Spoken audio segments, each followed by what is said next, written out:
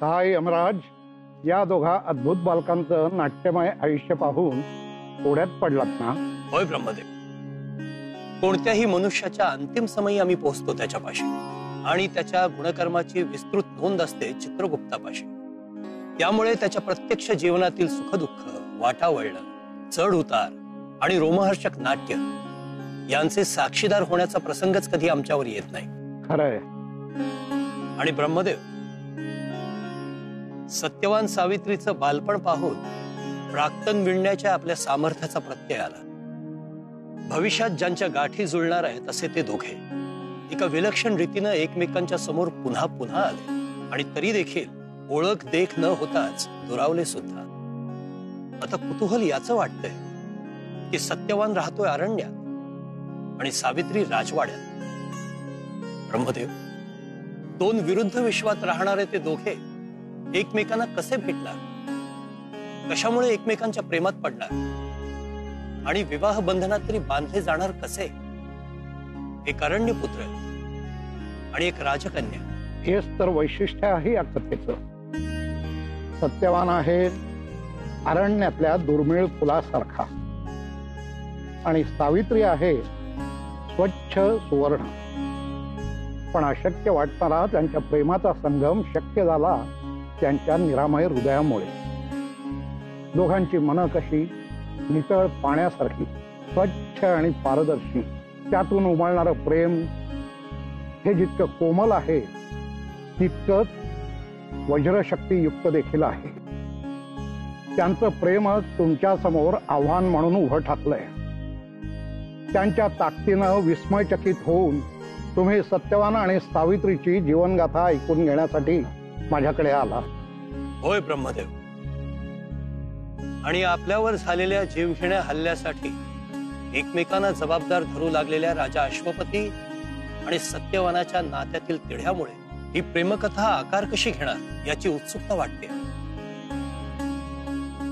खरं तर चिंताच ब्रह्मदेव, माझ्याही नकळत या कथेत मी गुंतत चाललो. एकमेकांचा दुश्वास करावा अशी स्थिती बालपणी समोर आलेली असताना एकमेकांची ओळख कशी झाली, मैत्री कशी झाली, त्यांचे प्रेम कसे उमलले, आपले प्रेम प्राप्त करण्यासाठी त्यांना काय काय संघर्ष करावा लागला, हे सर्व आता आपण जाणून घेणार आहोत. बालपणीचा निरागस काळ ओलांडून सत्यवान आणि सावित्रींनी तारुण्याच्या उंबरठ्यावर पाऊल ठेवलं आहे. अनेक आव्हानं आणि परीक्षांना दोघांना आपापल्या परीनं सामोरं जावं लागणार आहे. चला पाहूया.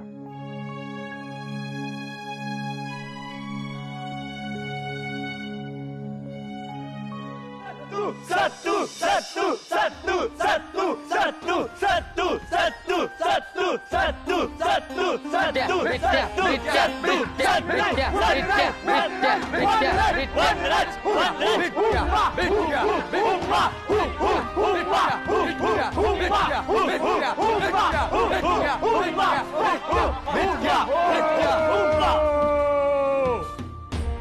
आजी नवा मोरक्या निवडीत असेल आपण.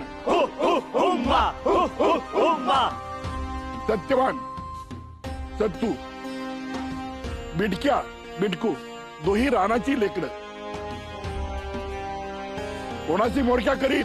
सत्तू सत्तू सत्तू सत्तू सत्तू सत्तू सत्तू बिटक्या बिटक्या बिटक्या बिटक्या सत्तू. ना आपण मोरक्या ठरवीत. दोघांची झुंज घेत. ही झुंज एकमेकाशी मारण्याची नाही, तर चळोपडीच्या कड्यावरील ते फुल जो आणील तो आपला मोरक्या.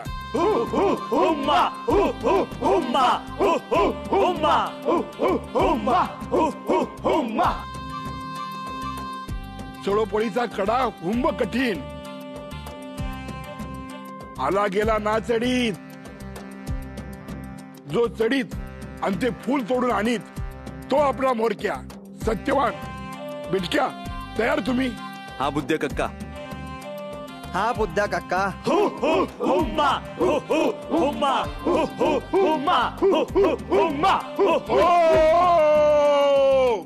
आता मोठी माय इशारा करीत आणि दोघे जात बाणासारखे जो फूल तोडून मोठी मायेच्या पायाशी ठेवीत तोच जिंकीत हुम हुम्मा हुम्मा हुम्मा हुम्मा.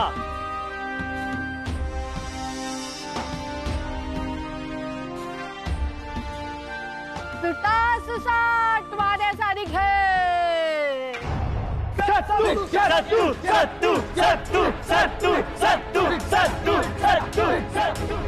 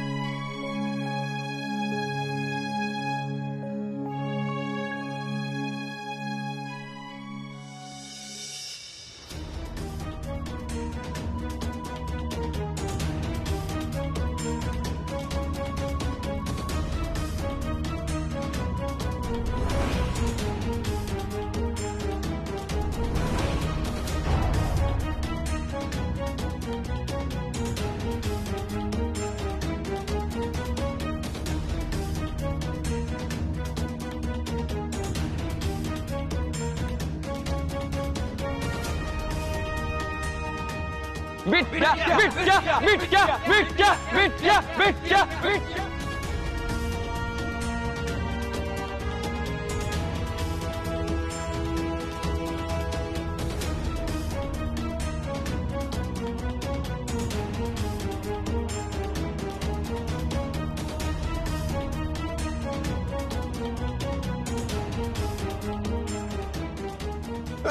सत्तू सत्तू सत्तू सत्तू सत्तू सत्तू सत्तू.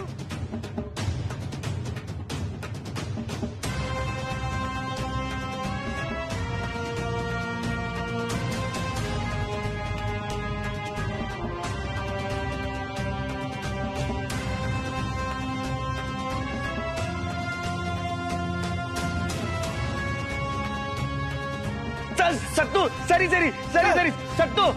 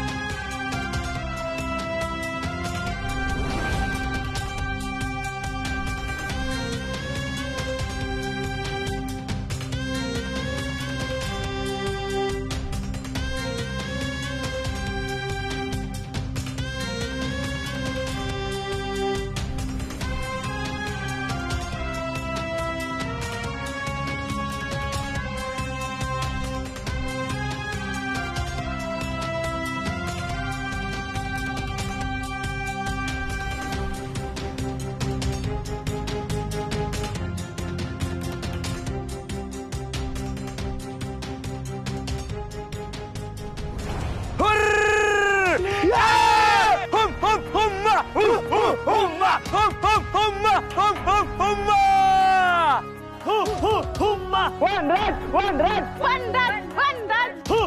humma, humma. Hurr!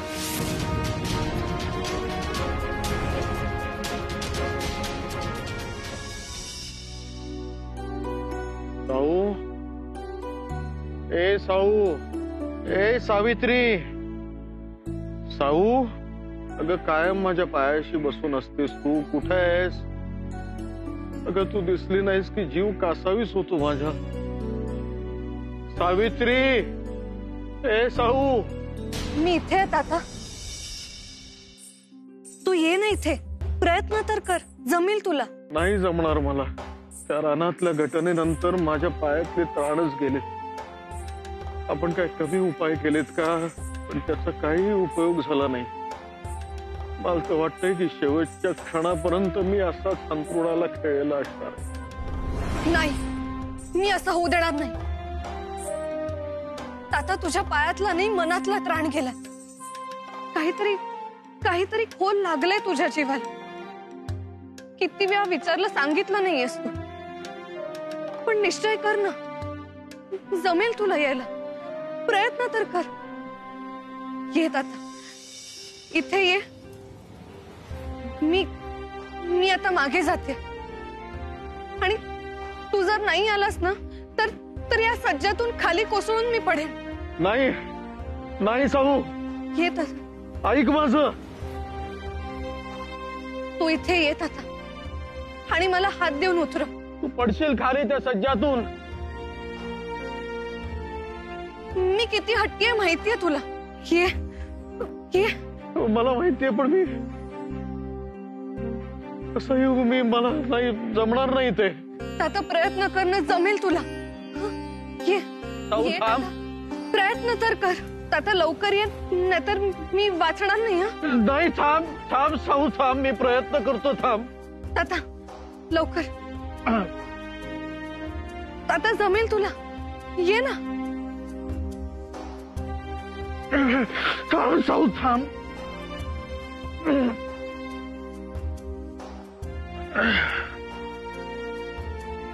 ताता लवकर. साऊ थांब. थांब साऊ. साऊ थांब. थांब साऊ. ताता. साऊ. वाय मिराज, वाय मिराज, वाय मिराज, वाय मिराज. सत्तू सत्तू सत्तू सत्तू सत्तू सत्तू सत्तू बुद्ध्या, सत्तू.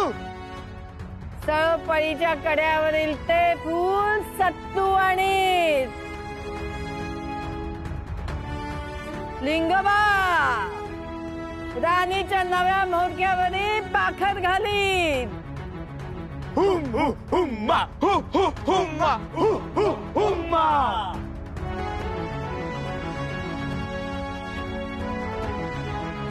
आजीसन आपला नवा मोरक्या सत्यवान झुंज जिंकित तो. हुम्मा हुम्मा हुम्मा हुम्मा. सत्तू, तू बाणासारखा वेगवान, मातीसारखा धारदार, अंधाऱ्यासारखा निर्मळ. या साऱ्यांचा उपयोग करीसन रान आणि रानाच्या लेकरांची राख. त्यांच्या जीवाची जोखीम आता तुझे माचीवरी. कडीत घे लिंगोबाची भाग. होय, आज सत्तू भाग घेत लिंगोबाची. जमिनीवरून, जमिनी खालून आणि आठी दिशातून येणाऱ्या संकटाशी आधी हा सत्तू समोराचा आहे. साऱ्यांच्या जीवाची रक्षा करी. आपणावेरी खरं संकट येत नकरातून. विश्वासघातकी असेल तेथील लोक. रानात चोरी करायची येते, त्याशी भेदून काढीत मी. परी तुम्ही सारे माझे हाताशी हात देत तरच हे होत. आहो ना तुम्ही सारे माझे बरोबरी. हुम्मा हुम्मा हुम्मा हुम्मा.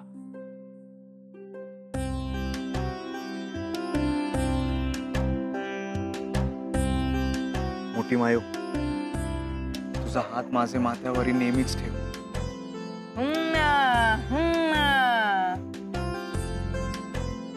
सारेसी सांगित मी. सत्तूच्या खांद्याशी खांदा लावीत आणि राणीचं रक्षण करीत तुम्ही सारे. होय मोठी मायो, हुम्मा हुम्मा हुम्मा। बिटक्या हो, तुझी जीभ का चिकटिक टाळूसी, तू साधना देत सत्तूसे, जूझ ना आता, सत्तू मोरक्यासी, तो जे सांगित तेच तू ऐकी, हरल्याचा मनी राग धरीत अन काही खोडा घालीत तर मी असेन आणि लिंगोबा असेन। नाना राग ना धरीत बिटक्या, माझा सवंगडी तो ऐकीत माझं। माझं न ऐकीत ते फक्त ते दोघच, माझे मायो तातो। अथे तुम्ही सारे मला रानाचा मोरक्या करीत, पण ते हात पाय जुने होत तरी रानात कामाशी जात। पण ना आता मी ना करू देत त्यासी काम, जाऊन सांगी त्यास सत्तू म्हणून ना, रानाचा मोरक्या म्हणून ऐकू लागी त्यासी। हुर्र! वनराज वनराज वनराज वनराज।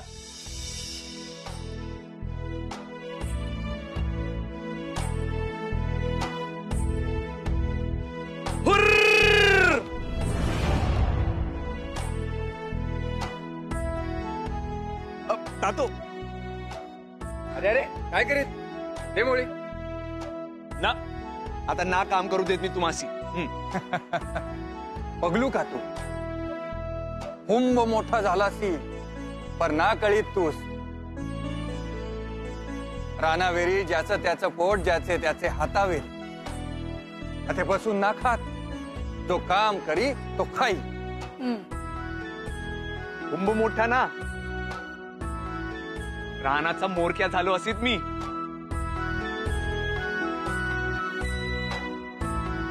बिटक्याशी झुंज देत सळोपळोच्या कड्या वेरून विजेचं फूल तोडीत मी। मोरक्या तर तू असीतच, पण कसे सांगू, आनंद होत तरी मनी काळजी पिंगा घालीत रे सत्तू। मोरक्यात झेलीत रानावेरीची सारी संकट खरी, मी राखीत साऱ्यांची। साहू साहू साहू, महाराज काय करताय हे महाराज? नाही जमत आपल्याला तरी कशासाठी चालायचं? तथैया उठा, थांब। काय चाललंय तुझं? कसले शिवठणे उद्योग करतेस? आज पुन्हा महाराज पडले, आता कोण उचलणार त्यांना? राहू दे, आधी स्वतः पाडायचं आणि मग नाटक करायचं सावरण्याचं, काही गरज नाहीये। कोणी आहे का तिकडे? धावा, महाराज पुन्हा पडले। नको तमाशा महाराणी, आम्ही प्रयत्न करतोय, करू दे साहूला मदत। काही नको, आहे तेवढं खूप झालं, लवकर या। उचला महाराजांचं धूड आणि ठेवा पलंगावर, हळू। आत्ता इतकी लाजिरवाणी अवस्था असली तरी महाराज आहेत ते, नीट ठेवा। थांबा, महाराजांची इतकी केविलवाणी अवस्था आहे हे कोणाला कळता कामा नये,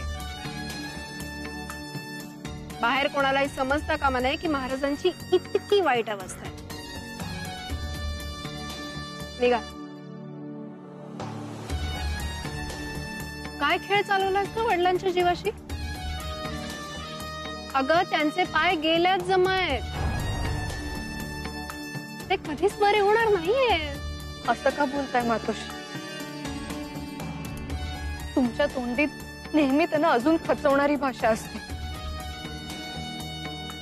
आपणच आशा सोडली तर त्यांना कुठून प्रेरणा मिळणार? हे तू नको सांगूस मला। तुझ्या फुलाच्या हट्टापायी ते रानात गेले आणि तिथे सगळा घात झालाय. आता त्यांना याद आलं ना, दडवून ठेवलंय. त्यांचं व्यंग दिसू नये म्हणून कोणाला इथे यायची परवानगी नाहीये. आणि पुन्हा पुन्हा जर तू त्यांना असं पाडायला लागलीस तर मी तुलाही येऊ देणार नाही, कळलं? त्यामुळे आता तू मान्य कर, महाराज आता पुन्हा कधीच चालू शकणार नाही. तू चल माझ्या बरोबर, चल मातोश्री.